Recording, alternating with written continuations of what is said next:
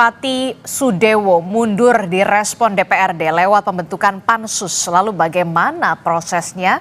Walau Bupati Pati Sudewo sudah menegaskan tidak akan mundur. Kita akan ulas bersama di pagi hari ini bersama dengan Ketua Pansus Pemakzulan Bupati Pati. Bergabung bersama kami melalui sambungan daring sudah ada Teguh Bandang Waluya yang merupakan juga anggota DPRD Pati dari fraksi PDI Perjuangan. Selamat pagi, Assalamualaikum Pak Teguh. Selamat pagi Mbak, selamat pagi Kompas TV. Oke, kemudian juga di Studio Orange Kompas TV sudah hadir pengamat politik sekaligus Direktur Eksekutif Trias Politika Strategis, Mas Agung Baskoro. Selamat pagi, Assalamualaikum Mas Agung. Waalaikumsalam Mbak Adis, Pak Teguh, pemirsa semua. Iya, saya akan bertanya dulu kepada Ketua Pansus Pemakzulan Bupati Pati, Pak Teguh, yang juga merupakan anggota DPRD Pati dari fraksi PDI Perjuangan. Ini kita ingin meluruskan dulu kebijakan kenaikan pajak 250% yang kala itu diterbitkan oleh Bupati ini kan bentuknya dalam peraturan Bupati ya, berarti ya kala itu diterbitkan pada tanggal 18 Mei kalau tidak salah, 18 Mei 2025, pemerintah Kabupaten Pati menerbitkan aturan soal kenaikan pajak bumi dan bangunan perdesaan dan perkotaan sebesar 250%. Nah, dari peraturan Bupati tersebut yang diterbitkan 18 Mei 2025, DPRD Pati sendiri apakah mengetahui dan juga menyetujui soal peraturan Bupati itu?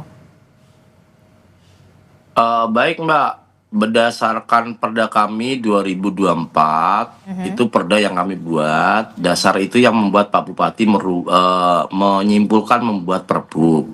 Sehingga Perbub itu dibuat Pak Bupati di bulan Mei 2025. Di posisi itu pembahasan Perbub kan kami tidak tahu. Ujuk-ujuk kami juga langsung diberi surat tembusan lewat pimpinan kami terkait dengan kenaikan pajak 250%. Jadi tidak Gitu, ada Mbak. komunikasi dan konsultasi terlebih dahulu sebelum penerbitan itu dari Bupati Pati ke DPRD? Tidak ada Mbak, tidak ada. Adanya sudah jadi kami dikasih surat tebusan Mbak. Oke. Setelah itu apakah ada sejumlah penolakan atau segala macamnya dari fraksi DPRD, dari DPRD sendiri, dari DPRD Pati khususnya dari fraksi PDI Perjuangan? Kami justru saat itu berbondong-bondong dikumpulkan oleh pimpinan kami, ketua DPR kami di ruangan beliau, ada surat seperti ini bagaimana gitu. Terus kebetulan juga siang itu ada rapat paripurna dan Pak Ketua secara langsung, Ketua DPR kami secara langsung menyampaikan bahwa ini nanti jadi gejolak Pak Bupati gitu. Tetapi entah apalah alasan Pak Bupati tetap berlanjut saat itu. Jadi tidak ada pembahasan lagi. Jadi kami sudah ingatkan secara lisan lewat Ketua DPR kami saat itu Mbak. Oke, jadi sudah diingatkan secara lisan pada saat itu, tapi tidak ada tanggapan dan tidak ada respon. Kata Pak Bupati saat itu sudah dibahas dengan para tokoh masyarakat dan teman-teman Kades, bilangnya begitu. Karena saat itu ada pertemuan camat-camat se-Kabupaten Pati, ada beberapa Kades juga yang diundang. Terus tiba-tiba beliau langsung diwawancarai dan menyampaikan kalau kenaikan 250%. Kami awalnya tahunya lewat media sosial Mbak.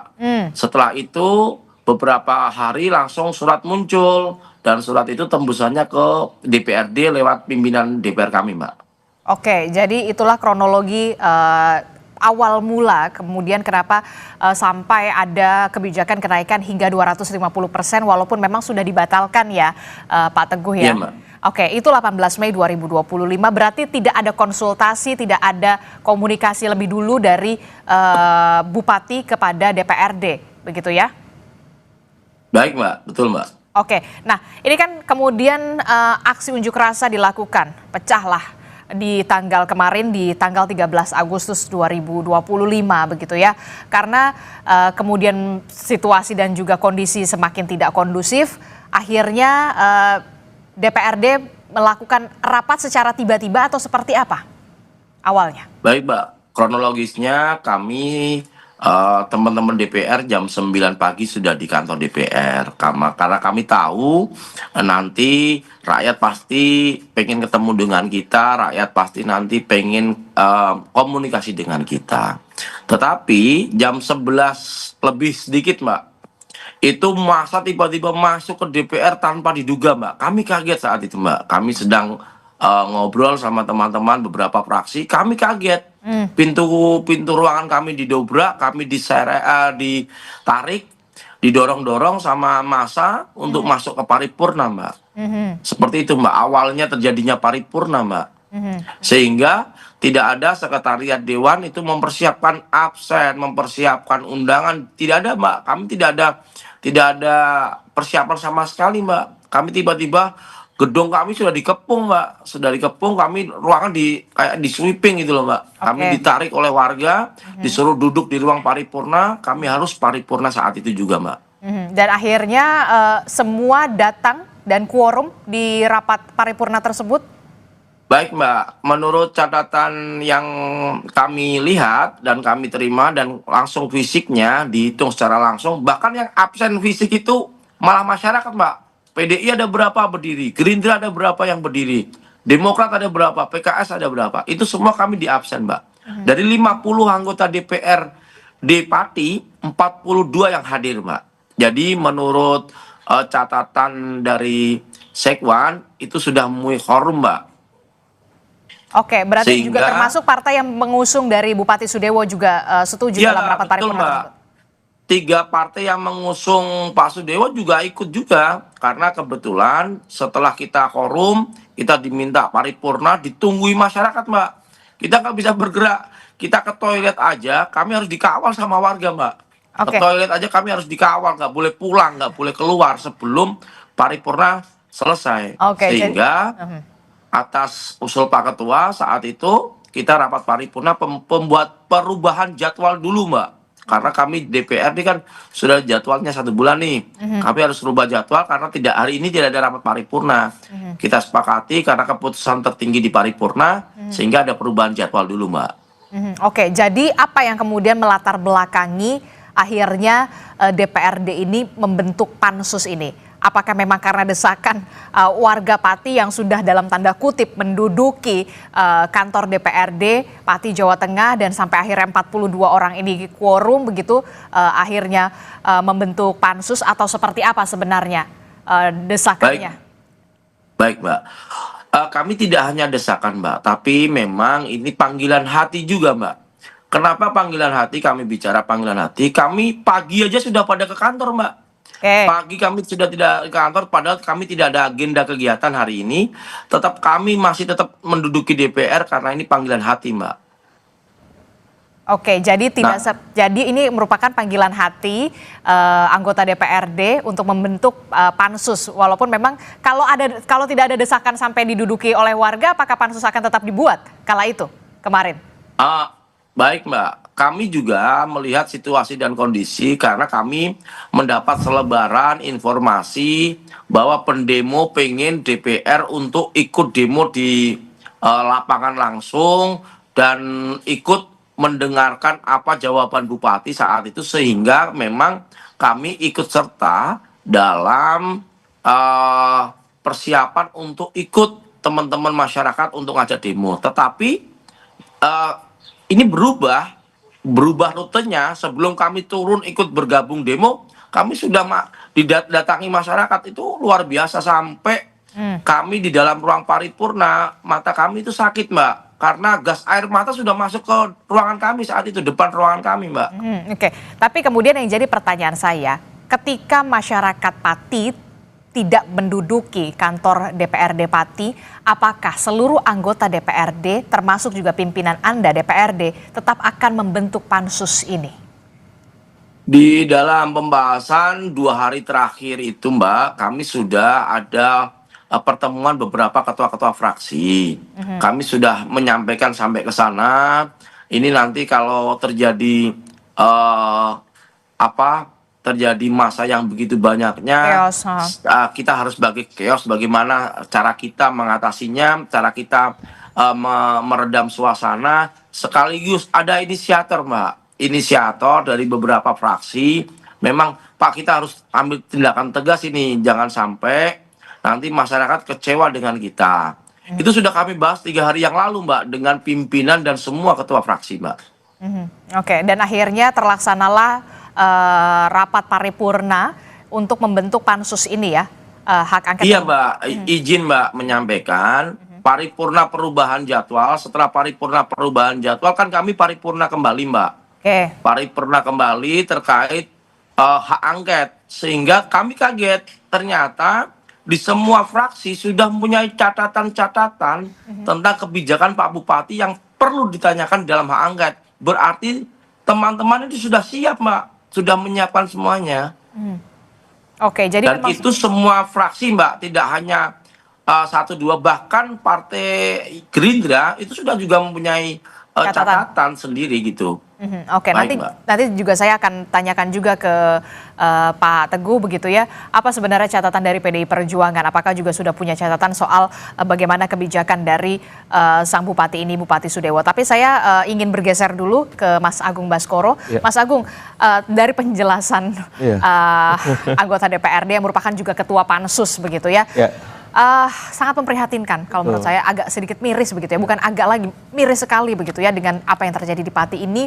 Kebijakan sang Bupati Sudewo 250% kenaikan pajak, ini peraturan Bupati, sempat juga tidak ada komunikasi kepada DPRD begitu ya. Nah, apa yang bisa Anda baca dari sini? Ya, pertama komunikasi di level publik berjalan searah Mbak Adis. Komunikasi di level publik berjalan secara searah. Artinya ini kebijakan sepihak dari Bupati untuk menetapkan apakah itu soal BB 250% naik, soal pengisian jabatan di Direktur Rumah Sakit Daerah dan seterusnya, dan ini akumulasi akhirnya. Karena selama ini merasa cukup aja dia komunikasi sepihak, kebijakan dibuat, beres macam itu.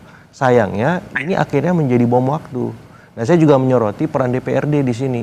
Dengan beragam kebijakan tidak populis itu hadir, di mana fungsi kedewanan, fungsi-fungsi pengawasannya, sehingga meledak kemarin sampai Pak Teguh sama teman-teman akhirnya dirongrong ke toilet aja dikawal dan seterusnya. Itu kan sudah presiden yang buruk ya, semacam itu. Jadi saya menyoroti fungsi kedewanan di sana, kenapa baru sekarang itu semua ya terakselerasi secara eksponensial sehingga terbentuk pansus pemakzulan, hak angket dan seterusnya. Kalau misalkan masa tidak menduduki dewan misalkan, apakah bisa semacam ini seperti itu? Nah, ya, itu tadi pertanyaan saya. Dari Mei sampai Agustus itu ada waktu yang cukup jeda waktu lama, hampir 3 bulan semacam itu. Nah, fungsi kedewanan ini ke depan harus dioptimalkan Pak Teguh, karena ini bisa menjadi bom waktu. Saya khawatir begini, kalau di Pati saja misalkan tidak beres, ini bisa menjalar Mbak Adis. Kenapa?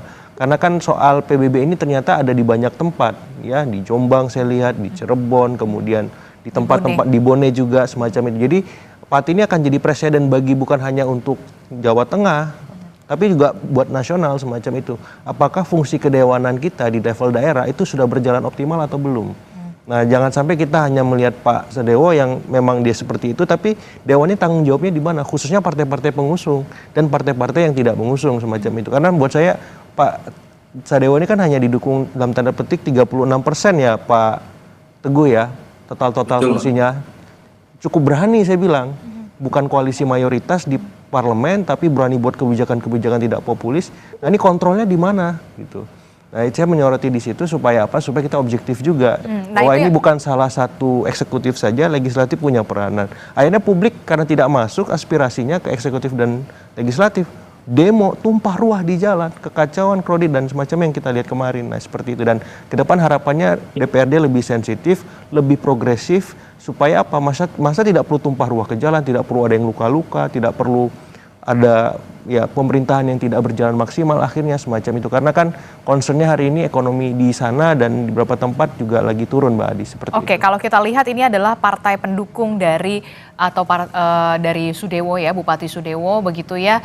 Kita lihat dulu, ini dia partai pendukung Bupati Sudewo, ini ada Partai Golkar, Partai Solidaritas Indonesia, Gelora, kemudian ada PKN dan juga Perindo begitu ya. Kalau kita lihat ada lima, ada juga partai pengusungnya. Nah, ini partai pengusungnya ini ada Partai Gerindra, PKB, Partai Nasdem. Tadi disebutkan oleh Pak Teguh, bahkan dari Partai Gerindra pun sudah memiliki catatan sebenarnya. Apa kebijakan-kebijakan yang dirasa kok ya nggak pro rakyat begitu. Nah, Apa yang bisa dibaca dari sini? Partai pengusungnya dari Partai Gerindra juga bahkan mendukung adanya hak angket pembentukan pansus ini gitu ya. Walaupun kita tahu PDI Perjuangan masih menguasai Pati. Betul. Jadi kepemimpinan Pak Bupati maaf ini buruk sekali Mbak Adi. Sampai partai koalisi pendukungnya pun memberikan catatan. Ini kan mestinya tidak terjadi ya. Buruknya itu ditambah dengan komunikasi beliau yang sangat buruk sekali. Ketika kemarin ada soal mau demo, ya sudah 5.000 saya berani, 50.000 apalagi. Itu menantang? Ya menantang, dan itu ya buat saya nggak populis. Dia sudah buat kebijakan nggak populis, terus komunikasinya seperti itu. Yang terjadi masyarakat marah sekali. Wajar gitu. Jadi ini hanya efek samping dari komunikasi yang buruk, leadership yang nggak baik. Bukan hanya di level publik ya, di level elit juga nggak, Pak Teguh dan teman-teman nggak diajak semacam itu. Ini kan problematik. Padahal beliau bukan pemilik koalisi mayoritas di DPR, seberani itu. Berarti kan saya melihat memang perlu ada peringatan tegas dan jelas, apakah lewat pansus pemakzulan, apakah lewat pemerintah pusat juga semacam itu, supaya apa? Pemerintah pusat juga nggak boleh lepas tangan ataupun cuci tangan. Udah, ini urusan daerah, nggak bisa. Mendagri bisa apa nih? Kita nunggu Kemendagri bisa melakukan apa untuk memastikan masyarakat pasti bisa tenang. Tidak lagi ya turun ke jalan, tumpah ruah, dan akhirnya mengganggu pemerintahan seperti itu. Ini sangat disayangkan kondisi ya, yang terjadi di Pati kemarin 13 Agustus. Bahkan warga Pati pun sampai menduduki kantor DPRD, mendesak agar DPRD melakukan pembentukan pansus begitu ya, rapat paripurna pembentukan pansus dan juga hak angket soal pemakzulan dari Bupati ini. Saya ke Pak Teguh. Jadi Anda sebagai ketua pansus, poin pentingnya apa pada saat rapat paripurna kemarin? Poinnya ini apakah memang pemakzulan, hak angket? Karena juga ada beredar kabar poinnya tuh sebenarnya hanya RSUD, kasus RSUD. Nah, kita luruskan di sini, Pak Teguh. Seperti apa? Baik Mbak, kami hari ini belum bisa menyampaikan Pak Sudewo bersalah dan tidak. Karena kan kami baru berproses, mulai hari ini kami baru rapat pansus Mbak. Tetapi di pembahasan nanti ada 12 item Mbak, 12 item. Ada 12 item? Betul Mbak, ada 12 item yang diusulkan teman-teman fraksi sendiri. Dari Salah 7 satunya? fraksi itu salah satunya RSUD. Yang kedua, penurunan jabatan dari eselon 2 diturunkan jadi staf Mbak. Itu ada. Terus yang ketiga, mutasi jabatan. Mutasi jabatan itu kalau kami tidak salah baca, tidak salah bahas kemarin, 6 bulan setelah beliau dilantik atau 6 bulan sebelum diberhentikan, kepala daerah tidak bisa memutasi. Nah, ini mutasinya sangat luar biasa. Oke, itu kan yang soal RSUD. Ya, RSUD. Ada lagi Mbak, mutasi, double jabatan. Double jabatan ini banyak sekali Mbak, dirangkap-rangkap oleh camat-camat itu. Dan misal contohnya, PLT Kasatpol PP pas marah-marah cewek itu langsung malam harinya diganti begitu saja, ganti orang gitu saja Mbak. Kami tidak tahu prosesnya, ujuk-ujuk langsung digonta-ganti gitu aja. Kayak sandal jepit gitu aja Mbak. Oke, termasuk juga soal poin pemakzulan. Ini direspon DPRD atau enggak pemakzulan Pak Bupati ini, Bupati Sudewo, Bupati Pati? Direspon sehingga kami membuat pansus ini Mbak. Oke. Kami merespon sekali, bahkan kami meminta masyarakat silakan datang ke DPR, yang penting tertib. Kami akan rapatnya secara terbuka Mbak, biar masyarakat bisa tahu bahwa kita ini tidak ada yang main-main gitu Mbak. Sepakat. Jadi rapat ini dilakukan secara terbuka dan juga transparan, termasuk juga soal poin-poin pembahasan pansus Mbak. Ini. Betul Mbak, kami tidak ada yang kami tutup-tutupi, justru dari 7 fraksi ada 15 anggota pansus, kami biar rakyat bisa menilai fraksi mana yang betul memperjuangkan aspirasi rakyat, fraksi mana yang gasnya setengah-setengah, fraksi mana yang nanti kena angin yang kencang Mbak, begitu Mbak. Ada juga jangan sampai malah mati angin lah ya. Iya Mbak, siap. Oke, Pak Teguh, soal mekanisme pansus ini, soal hak angket termasuk juga soal pemakzulan ini, nanti mekanismenya seperti apa dilakukan oleh DPRD, tapi jangan dijawab dulu Pak Teguh, nanti kita akan temukan jawabannya usai jeda. Tetaplah bersama kami di Sapa Indonesia Pagi, kami akan segera kembali.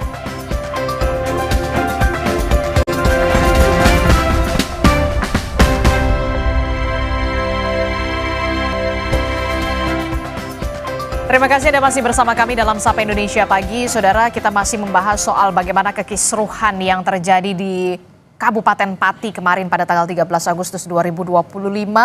Aksi demo unjuk rasa untuk menuntut mundurnya Bupati Pati Sudewo yang dilakukan oleh warga Pati, Jawa Tengah. Saya masih membahasnya dengan Ketua Pansus begitu ya, yang kemudian direspon oleh DPRD dengan membentuk Pansus begitu untuk pemakzulan dari Bupati Pati Sudewo.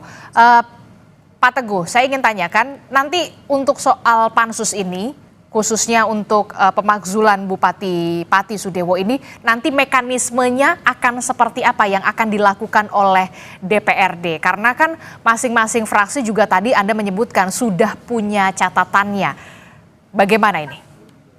Baik Mbak, setelah rapat paripurna kemarin kita sudah dibentuk pansus, kami diperintahkan langsung oleh Pak Ketua dan pimpinan DPR kami untuk kerja cepat karena masyarakat, rakyat Pati sudah menunggu kinerja kita.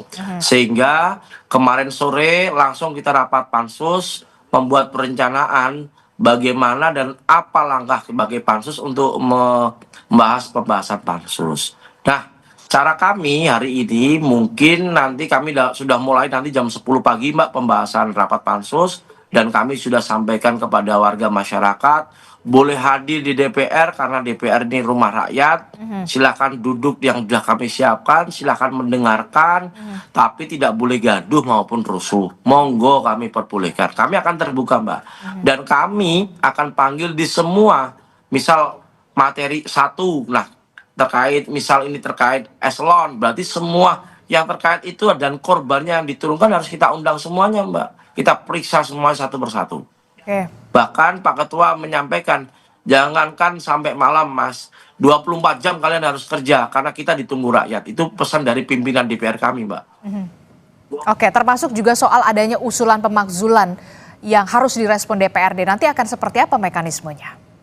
Pemakzulan itu nanti kami rapat pansus, kalau sudah terjalan 12 item sudah kita bahas semua, nanti kita sampaikan di paripurna. Setelah paripurna nanti kesimpulannya apa, nanti biar paripurna yang menentukan Mbak. Kami hanya menyampaikan pansus bekerja ini kan membantu pimpinan untuk mendapatkan data atau mendapatkan berkas-berkas yang harus disampaikan ke paripurna Mbak.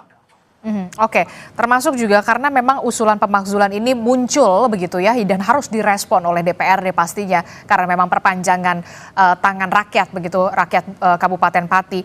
Ini kan karena memang adanya kebijakan kenaikan pajak begitu ya, sehingga 250% yang kemudian yang terbaru dibatalkan begitu ya. Tapi kemudian Bupati Pati mengatakan kenapa harus menaikkan pajak hingga 250% karena untuk meningkatkan pendapatan asli daerah atau PAD, karena 14 tahun ini sudah tidak berubah, tidak ada kenaikan selama 14 tahun. Benar atau enggak sebenarnya? Izin meluruskan Mbak, 14 tahun itu tidak ada kenaikan, ini salah. Sebelumnya sudah ada kenaikan Bupati sebelumnya, tapi memang kenaikannya sedikit, hanya 20%. Sehingga rakyat juga memaklumi, dan itu pun kami biarpun itu Perbu, kami diajak pembahasan Mbak. Diajak ngobrol sama Bupati, gimana ya, naik bagaimana ya. Pak Bupati jangan memberatkan masyarakat. Pak Bupati saat itu dikasih masukan bisa Mbak, Bupati yang lama itu. Tetapi izin Mbak, ini tidak hanya kaitan pajak yang sudah dibatalkan, ada permasalahan yang berat Mbak menurut kami. Bahkan ada camat itu mengancam warga, memberikan surat edaran, kalau tidak membayar pajak tidak akan dilayani di semua kegiatan yang ada di kecamatan. Mulai bikin KTP dan sebagainya, tidak mau melayani Mbak. Ini ada surat edarannya. Ini nanti kami sampai ke sana Mbak, biarpun ada itu surat edaran ya? Ada Mbak, ada Mbak, ada Mbak. Ada beberapa kecamatan yang sudah mengeluarkan surat itu Mbak. Dan Pak Camat sendiri tanda tangan resmi Mbak, tidak akan melayani. Nah ini yang menjadi nanti biarpun Perbub itu dicabut, tapi kami akan masuk ke dalamnya itu. Kenapa sampai seperti ini begitu Mbak? Oke, ini sangat miris sekali, bahkan sampai ada surat edaran, nanti bisa ditunjukkan kepada kami kalau di lain kesempatan kita diskusi lagi. Siap, Mbak. Siap, Mbak. Kecamatan apa yang kemudian sudah mengeluarkan surat edaran semacam itu begitu.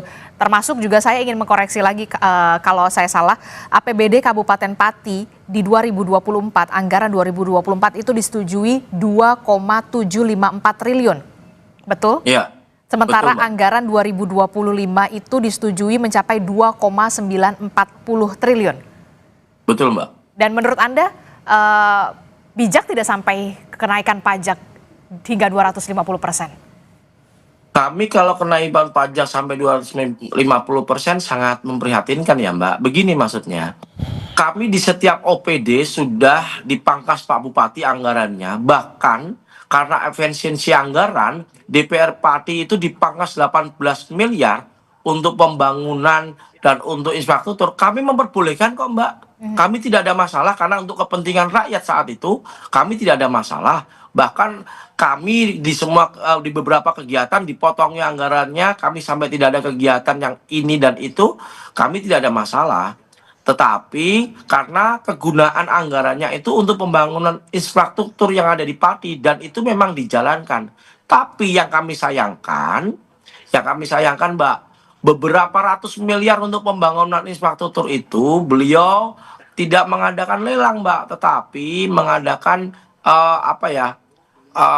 semacam katalog, Mbak, e-katalog gitu loh, E-katalog, Mbak. Dan kami mendengar dari beberapa masukan tokoh masyarakat dan tokoh agama, kalau yang bekerjakan proyek ya orangnya itu saja, biarpun beda CV, gitu, Mbak. Termasuk kemarin yang lagi viral di Videotron yang di samping posko masyarakat yang di depan alun-alun itu ada Videotron yang 1,3 miliar. Ternyata awalnya dipasang second, Mbak, katanya media yang cerita ke kami, ada datanya. Terus ujuk-ujuk viral, diganti baru lagi. Nah, ini kan harus kita selidiki sampai ke sana juga, Mbak. Begitu, Mbak. Oke. Nah, ini kan kalau kita lihat ya, berarti selama menjabat Bupati Sudewo ini kan kurang dari 6 bulan menjabat begitu ya.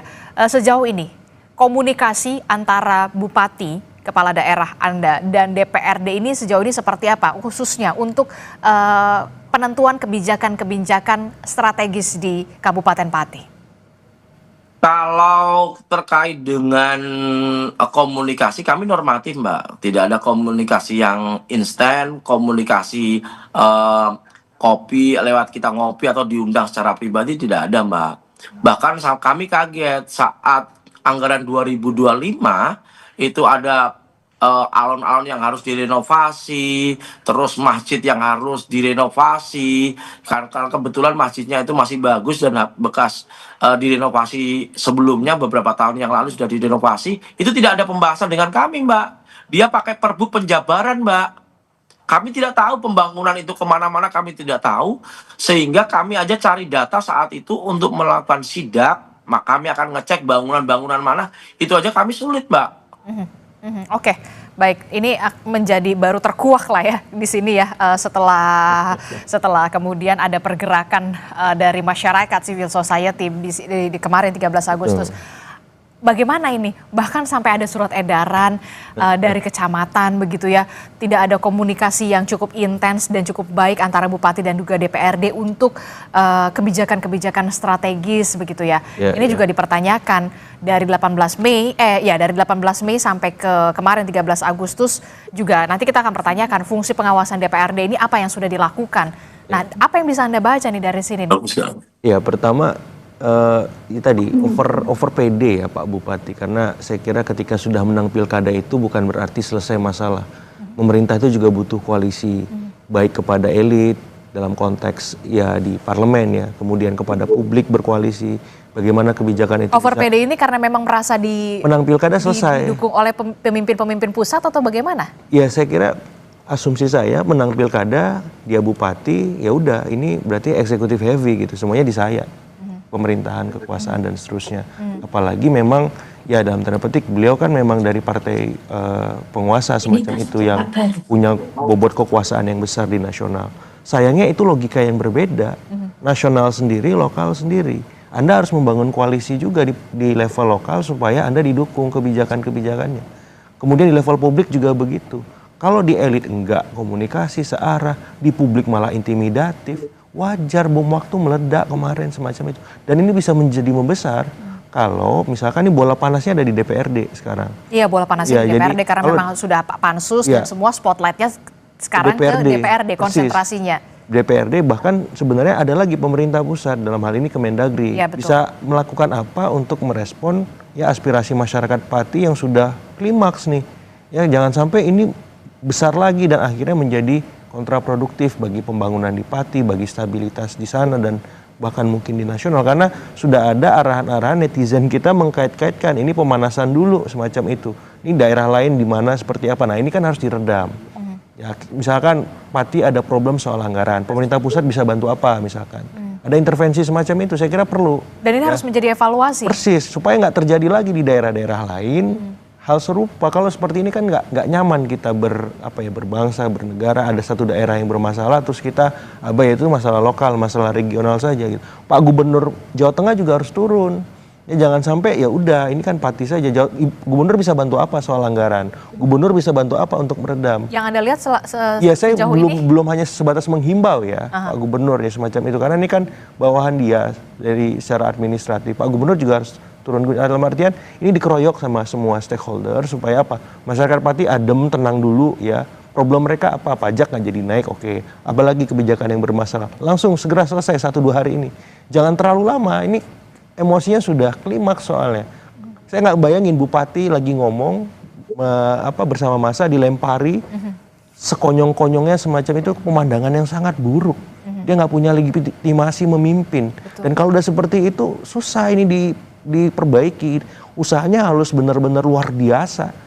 Ya dari pemerintah pusat, pemerintah provinsi, DPRD juga harus cepat gitu. Supaya apa? Supaya bisa lebih stabil, bisa ternormalisasi walaupun tidak akan mudah proses itu. Oke, kalau kita lihat begitu ya, desakan, tidak hanya desakan masyarakat Pati begitu yang sudah klimaks kemarin 13 Agustus pecah begitu ya, tapi juga Bupati Pati Sudewo juga akan menghadapi desakan juga hak angket gitu ya untuk pemakzulan dan segala macam. Mampu nggak sebenarnya nanti Bupati Sudewo ini menghadapi ini semua begitu ya? Iya, Possibility-nya iya. lebih baik mundur atau dimundurkan atau seperti apa menurut Anda? Semua opsi terbuka ya. Apalagi kalau lihat historik masyarakat Pati ini masyarakat pejuang nih. Ya ada latar sejarah yang kuat, petaninya memberontak zaman kolonial, terus ada masyarakat Samin di Blora yang menginspirasi masyarakat Pati. Jadi ini masyarakat pejuang, masyarakat yang memang benar-benar melihat ideal, hal-hal ideal itu harus tampak di mata mereka. Nah ini dipantik ya, terus-menerus lewat kebijakan-kebijakan tidak populis, lewat arogansi pemimpin, terus ya tadi mampetnya fungsi-fungsi pengawasan di kedewanan. Jadi lengkap semua akumulasi itu akhirnya terjadi. Nah saya kira ini harus dilihat oleh Pak Sadewo sebagai opsi-opsi. Mau istilahnya pemakzulan jalan terus, ini kan semakin dalam tanda petik membuat citra dia minor ya. Atau dia misalkan mundur, atau ada hal lain yang bisa dilakukan pemerintah pusat. Misalkan dia dipanggil, di-retreat ulang misalkan, supaya ya untuk sementara pemerintahan dijalankan oleh misalkan wakil bupati. Sudah segaduh ini, ya, sudah ya, segaduh ini loh. Yang paling kompromis gitu ya Mbak ya. Jadi opsi-opsinya dibuka semua, karena buat saya opsi itu perlu dipaparkan dan masyarakat menilai. Tapi kalau misalkan dalam konteks sekarang, ya saya kembalikan ke Pak Sadewo sendiri, karena ini selain di DPRD, bola di dia mau gimana seterusnya untuk memperbaiki, karena minta maaf saja masyarakat Pati sudah tidak bisa gitu. Ya, tapi faktanya yang kita lihat kemarin begitu ya, kita lihat bersama Bupati tidak mundur, enggan mundur, hanya meminta maaf dan mengatakan saya akan menjadi versi lebih baik lagi ke depannya. Ya, berarti memang bolanya di DPRD untuk menjalankan pansus pemakzulan itu. Terus di pemerintah pusat juga ini bisa merespon sikap beliau yang semacam itu bagaimana, karena ya ini kontraproduktif ya. Saya khawatir justru nanti bisa berlanjut ke hal-hal yang lebih ya tidak kita inginkan. Kalau misalkan komunikasinya masih searah nih, masyarakat pengennya apa, Pak Bupati pengennya apa, tidak ada yang menjembatani itu. Dalam artian ya proses politik jalan di DPRD nggak apa-apa, tapi ada perlu lah misalkan Pak Gubernur, Pak Mendagri untuk memfasilitasi semacam solusi win-winnya apa supaya apa tidak terganggu nih pemerintahan. Oke, termasuk juga oke lah kalau misalkan dikatakan Bupati kan kita lihat tidak kemarin dalam situasi ini tidak mundur begitu Betul, ya. betul. melakukan akan saya menjadi lebih baik dan segala macam. Ketika oke lah kita berandai-andai, tetap ini roda pemerintah di tangan Bupati Sudewo. Sementara kepercayaan publik, kepercayaan masyarakat, Pati Jawa Tengah ini sudah terlanjur kadung, sudah emosi dan kecewa. Bagaimana ini? Itu yang susah untuk disembuhkan, diperbaiki ya. Karena memang legitimasi beliau berada di titik terendah hari ini, bahkan mungkin minus. Karena saya nggak bisa bayangin mau bicara sebentar aja sudah dilempari. Terus masyarakat sudah antipati dengan stakeholder di bawahnya yang tadi kata Pak Teguh ada surat intimidatif kalau nggak bayar PBB malah tidak dilayani semacam itu. Itu kan luar biasa berarti arogansinya semacam itu. Karena kok bisa sampai seberani itu, saya masih merasionalisasi apa yang membuat beliau-beliau ini berani sebegitunya sama rakyat. Sementara rakyat ini kan dalam posisi yang terjepit hari ini secara ekonomi. Kemudian juga mereka berharap ada imajinasi ketika mereka punya pemimpin baru, ya ada harapan baru yang terbit. Tiba-tiba kok ini bermasalah, itu bermasalah, dan tadi ada 12 item dan itu masalah-masalah yang ekstrim menurut saya gitu. Jadi wajar kalau misalkan masyarakat, elit di sana kemudian sangat kecewa, marah dan seterusnya. Dan ya Pak Sadewa perlu objektifikasi ini, melihat apa langkah progresif yang bisa beliau ambil. Tadi apakah memang bisa mundur, apakah memang mengikuti proses konstitusional, atau misalkan menunggu pemerintah pusat semacam itu. Atau mungkin Bupati Sudewo masih meyakini demo yang kemarin ini ditunggangi oleh kepentingan. Ya, kalaupun ditunggangi yang paling dominan publik kan, Mbak. Maksudnya dalam konteks seperti sekarang beliau harus reflektif juga bahwa beliau punya problem yang sangat akut secara ya elit, secara publik, bahkan secara keseluruhan nasional, untuk dalam tanda petik gagal mengkomunikasikan kepemimpinan dia yang baru berjalan ini. Jadi kalau misalkan dipaksa untuk beliau merasa ini ditunggang menjadi minor, kenapa? Karena ini sudah menjadi spotlight nasional. Penunggangannya sekarang publik. Isu daerah yang kemudian juga sekarang menjadi sorotan nasional. Pemerintah daerah yang lain juga ketar-ketir nih. Wah, saya harus hati-hati nih supaya nggak kayak Pati. Jadi ini bukan lagi bahasan Pati, kita bahasa Indonesia nih. Karena pemimpin-pemimpin level lokal, anggota-anggota DPRD di daerah lain sekarang lebih hati-hati, lebih mawas gitu, membuat kebijakan, membuat sebuah undang-undang, perda dan seterusnya. Kenapa? Karena nggak mau seperti Pati. Ada statement semacam itu di netizen kita sekarang, dan dalam tanda petik mereka bilang kita mulai dari Pati. Artinya Pati ini laboratorium politik nasional sekarang. Kalau ini nggak dianggap serius oleh Pak Sadewo, ini juga akan berdampak ke kolega-kolega dia yang lain gitu. Bahkan pemerintah pusat, Cirebon, persis, Jombang, semacam itu. Ini kan bisa jadi snowball effect ya Mbak. Sehingga maksud saya masyarakat Pati juga tidak sendirian hari ini gitu. Anggota Dewan Pati nggak sendirian hari. Semua melihat, dan menurut saya ini jadi titik tolak supaya semuanya ya mengawal bareng-bareng. Yang mengawal kebijakan ini Pak Teguh bukan lagi Pati tapi Indonesia. Iya benar, karena memang sudah jadi isu nasional begitu, bukan lagi soal isu lokal, soal Pati begitu ya. Saya ke Mas Teguh. Ini tadi dikatakan oleh Mas Agung, prosesnya bola panasnya sekarang di DPRD, konsentrasi semuanya di DPRD. Nah, apa yang harus dilakukan DPRD secepatnya, jangan sampai kemudian dalam tanda kutip ya mengkhianati aspirasi rakyat, aspirasi warga Pati yang kemudian memang mendesak agar pemimpinnya Bupati Sudewo ini mundur. Walaupun kita kemarin lihat sebelumnya Bupati Sudewo mengatakan menduga ada ditunggangi kepentingan lain. Baik Mbak, proses pansus ini kami akan berjalan normatif. Selama 12 item itu kita bahas satu persatu.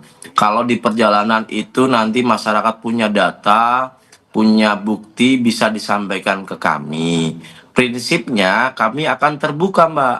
Dan kami hari ini tidak bisa dong menghakimi Pak Sadewo bersalah maupun benar, karena belum ada pembahasan.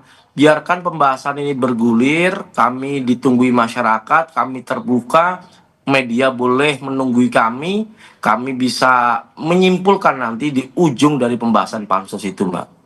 Oke, termasuk juga ini menjadi sorotan juga di level nasional begitu ya, soal Pati Jawa Tengah ini tadi, dan tentu saja kita berharap konsentrasi semuanya bisa dilakukan oleh DPRD untuk bisa mengatasi permasalahan ini begitu ya.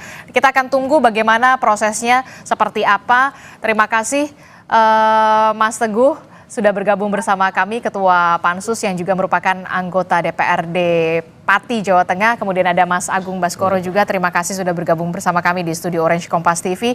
Selamat pagi, Terima kasih. Assalamualaikum. Salam Waalaikumsalam. dari Jakarta untuk warga Pati.